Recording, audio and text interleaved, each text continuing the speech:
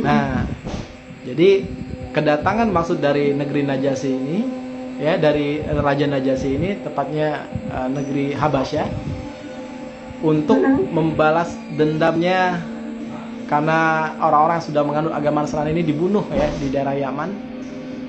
Nah, akhirnya beliau kirim Iryad dan juga Abraham untuk datang ke negeri Yaman. Dan akhirnya sampailah mereka di negeri Yaman, ya, Iryad dan Abraham ini. Nah, Iryad ini adalah seorang pemimpin yang sangat sebenarnya lebih kejam, ya, dibandingkan Abraham. Kalau dia bahkan sering menindas pasukannya, kemudian sekarang sering berbuat tidak adil. Nah, pada saat itu sempat bertikai nih dengan Abraham. Nah, ini kan dua sama-sama pemimpin, ya. Tapi yang jelas lebih tinggi pangkatnya itu Iryad. Jadi ketika mereka bertikai satu sama lain, kemudian terjadi dua kubu ini saling membela, ya. Satunya membela Iryad, satu lagi membela Abraham. Nah, pada saat itu mereka sudah berhasil menguasai wilayah Yaman, dan sampai pada akhirnya dia berhasil membunuh Raja Zunwas ini. Nah, akhirnya Raja Zunwas ini lari kabur ke Laut Merah dan akhirnya tenggelam di sana. Nah, ketika mereka berhasil menguasai wilayah Yaman pada saat itu oleh Iryad dan Abraham, tapi dua pemimpin ini bertikai dengan satu yang lain ini, mungkin tidak ada saling kecocokan di antara mereka. Nah, memang dikisahkan bahwasanya Iryad itu lebih dominan, lebih otoriter, lebih kejam gitu kan. Bahkan juga termasuk menindas pasukannya sendiri. Nah, akhirnya Abraham pada saat bertikai ini sudah ada dua kubu yang saling berperang, ya, satu sama lain.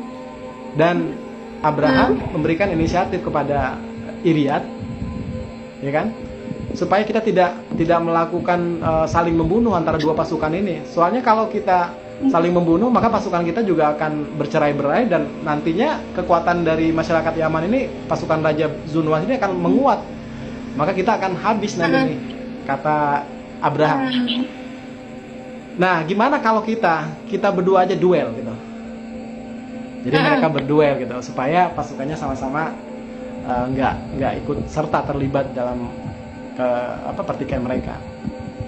Nah, akhirnya mereka bertikai berdua, saling duel, berantem satu sama lain, ya kan. Dan akhirnya Abraham kalah, Mbak Lisa. Abraham kalah, terpotonglah hidungnya apa kupingnya? Hidung kalau nggak salah. Hidungnya terpotong oleh Iryad.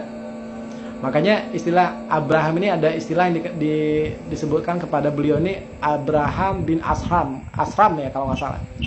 Abraham yang terpotong hidungnya. Artinya gitu ya, Bang Aldi ya? Abraham al-Asram. Gitu. Nah, Abraham al-Asram. Nah, melihat ketidakberdayaannya Abraham karena udah terpotong hidungnya, dia bilang bahwa dia menang gitu kan. Nah, ketika dia sudah mulai tidak sadar pada waktu itu, ternyata Abraham tuh masih hidup, masih mengumpulkan kekuatannya, dan kemudian ketika Iryad tidak melihat, ya, ditusuk oleh si Abraham, dan akhirnya mati, terbunuh Iryad. Itu kisahnya. Itu kisahnya, ya. Jadi ketika Iryad terbunuh, ya, saling bertikai, sampailah berita ini kepada raja mereka Najasyi. Nah, ketika sampai beritanya ke tangan Raja Najasyi kesal, kenapa ada dua pemimpin yang dikirim saling bertikai satu sama lain, dan yang terbunuh malah Iryad. Artinya secara pangkat lebih tinggi Iryad gitu kan. Kemudian Raja Najasyi ini dia kesal, ya, karena melihat kekesalan itu. Abraham juga takut kan. Jadi bahkan dikirim surat dari Raja Najasyi ini, bahwasanya aku akan datang ke negeri Yaman, aku akan injakan kaki ke negeri Yaman, dan akan bersumpah untuk menggunduli rambutnya si Abraham. Nah, mendengar apa yang disampaikan Raja Najasyi kan ketakutan itu Abraham. Masya Allah, jazakallah khair. Biar nggak ngantuk tuh dikasih kopi, Bang Aldi. Ya, Jadi ketika apa tadi tuh, jadi blank saya jadi karena gara-gara kopi. Iya, ini Abang Aceh nih yang kasih kopi nih, Abang Masya dari Allah, Aceh. alhamdulillah. Iya, jadi terkenalnya Abang dari Aceh ya Bang ya, karena Abang Aceh. namanya gitu sih. Bang Iya, Bang Mujahir. Aceh. Ini nama-nama tokonya Mujahir ya? nama-nama tokonya banyak banget kita ingat, jadi biasalah blank-blank gitu ya. Iya, karena banyak sekali nama-nama yang disebutkan sama Bang Aldi ya, itu luar biasa sekali. Masya Allah. Kalau Bang Aldi tuh banyak banget yang diingat gitu kan, sementara kita aja 10 tokoh coba sebutkan ulang. Siapa yang bisa nyebutkan ulang 10 tokoh aja yang tadi disebutkan sama Bang Aldi? Belum tentu bisa, mungkin 3 aja yang diingat gitu kan. Ini Bang Aldi udah Masya Allah, kalau saya hitung banyak banget Bang Aldi. Saya sampai mau cari nama tuh harus balik-balik buku dulu. Ini pentingnya kita belajar ya teman-teman ya. Jadi tuh itulah apa namanya, pentingnya kita belajar dari awal. Jangan melompat-lompat supaya kita tahu tuh. Karena kebanyakan teman-teman dari kita yang sekarang itu hanya tahu di ujung, kadang hanya tahu di tengah gitu. Tidak salah juga, tapi lebih baik tuh kalau belajar tuh dari awal gitu. Jadi tahu kita runutannya. Ya. Nah, ini juga akan nanti masuk ke pembahasan Palestina dan lain sebagainya teman-teman, begitu. Kita lanjut Itulah ya. pentingnya kita belajar ya. Saya biar lupa, kita lanjut nih. Mumpung lagi ingat. Iya betul. Mumpung ingat Bang Aldi, silakan Bang Aldi. Jadi ketika Raja Najasyi sudah bersumpah untuk mendatangi daerah Yaman, menginjakkan kakinya ke negeri tersebut dan menggunduli siapa, Abraham ini. Nah, mendengar apa yang disampaikan oleh Raja Najasyi, Abraham ini sangat ketakutan. Dan akhirnya dia mempunyai sebuah ide. Idenya dalam artinya gini. Dia cukur rambutnya sendiri, kemudian dia ambil tanah yang ada di Yaman tersebut, dia masukin ke dalam kotak, dia kirim ke negerinya Najasyi. Jadi maksudnya Tuan Paduka Raja itu nggak perlu jauh-jauh datang dari Najasyi, ya dari negeri Habasyah datang ke Yaman menginjakkan kaki hanya untuk menggunduli saya, gitu kan? Nah, akhirnya rambutnya potong, kemudian rambutnya ini ditaruh dalam kotak, kemudian tanah dari Yaman itu dimasukin juga ke dalam kotak. Jadi maksudnya itu ya, Mbak Lisa ya. Artinya itu maknanya kayaknya dalam banget ya Bang Aldi ya. Iya. Jadi Raja Najasyi ini ya mungkin benar juga ya, artinya pintar juga si Raja Abraham ini. Nah, jadi dia saking ketakutan, tapi dikirim apa yang dimaksud oleh Abraham ini dipahami oleh Raja Najasyi. Nah, akhirnya kalau rambut hendak engkau gunduli, rambut aku telah aku gunduli wahai Paduka. Ini buktinya rambut sudah dikirim gitu kan. Jadi kalau engkau pengen menginjakkan kaki ke daerah Yaman, nggak usah jauh-jauh, repot-repot jauh ke daerah Yaman. Itu tanahnya sudah ada di depan engkau, silakan engkau tinggal injak gitu. Maksudnya seperti itu.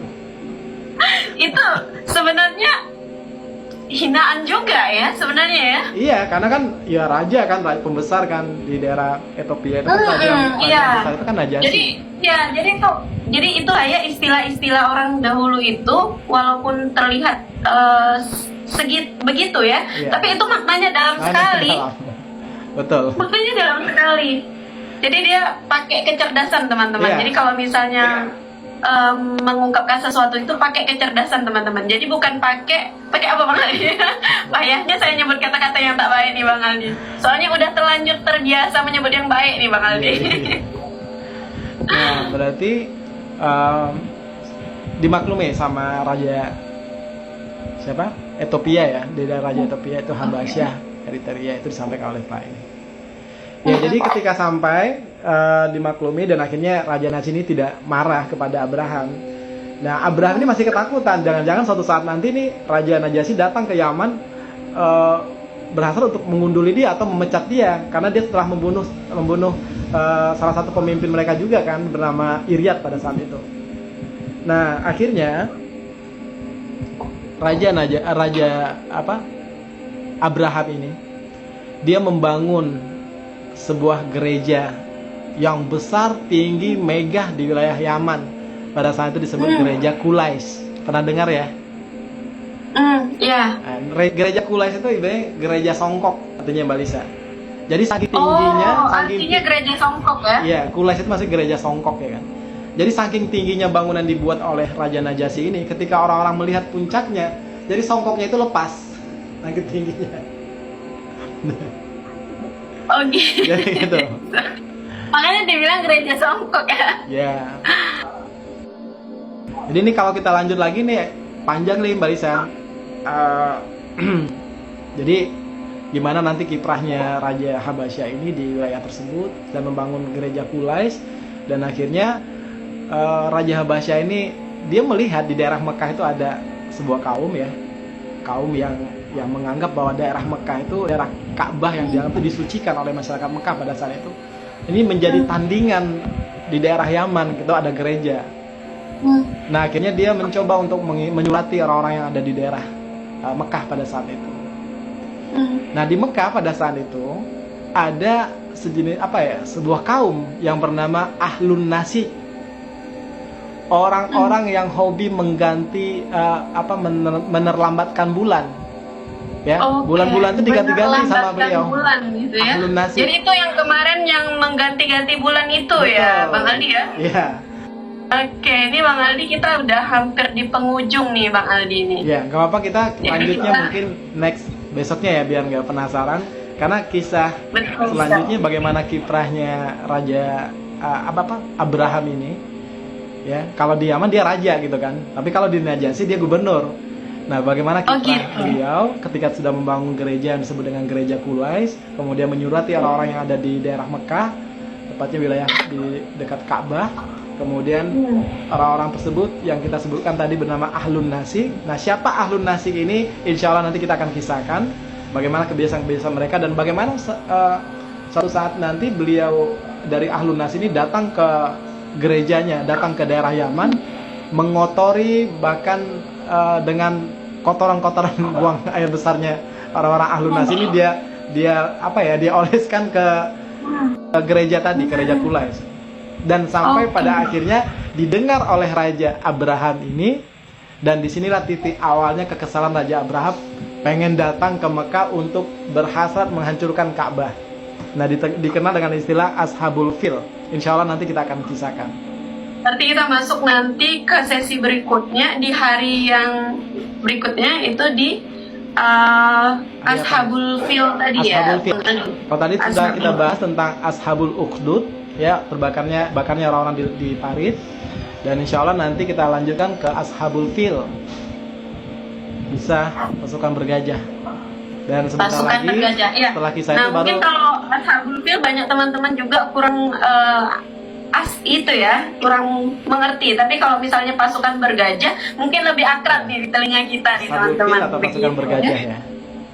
Iya, nah ini kita sudah di penghujung acara nih sama Bang Aldi nih teman-teman. Tapi insya Allah kita akan ketemu lagi di hari berikutnya dengan pembahasan insya Allah lebih menarik lagi ya Bang Aldi ya.